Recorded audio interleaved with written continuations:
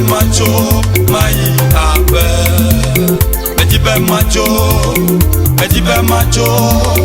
Medibe macho, mai abe. Etu me menyu na mo, ape wo yina. Nukbe menyu na mo, ape wo yina. Medibe macho, mai abe. Etu me menyu na mo. Apewo yina, nukbe menyu na mo. Apewo yina,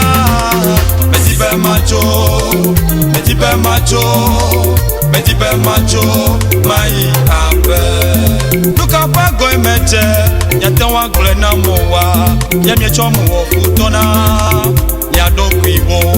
Nusi anuma oko, nyekpofu dadale ewu. Nemenu anyipo, nyekpofu dadale ewu. Nemega choha, nyekpofu dadale ewu. Aleke nyebe mawoha, mikle nama.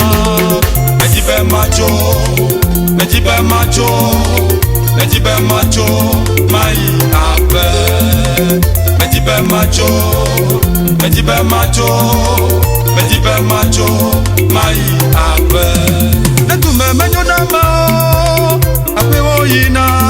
Nukbe menyu nama, ape wo yina. Medibe macho, mai abe. Netu me menyu nama, ape wo yina. Nukbe menyu nama, ape wo yina. Medibe macho, mai abe.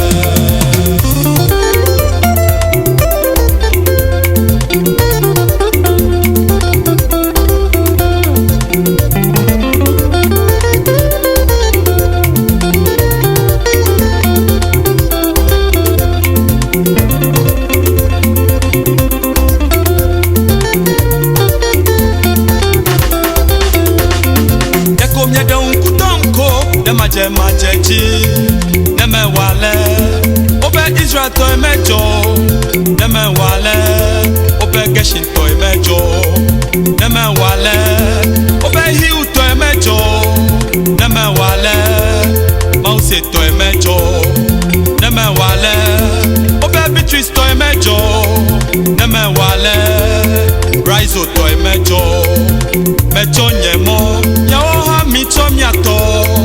No me goya, de come jame ungo. Nunyala efe, menu akro de kameo. Menya chusi viwe mienye, nemya no onye malao. Medibe macho, mai abe. Medibe macho, mai abe. Medibe macho, mai abe.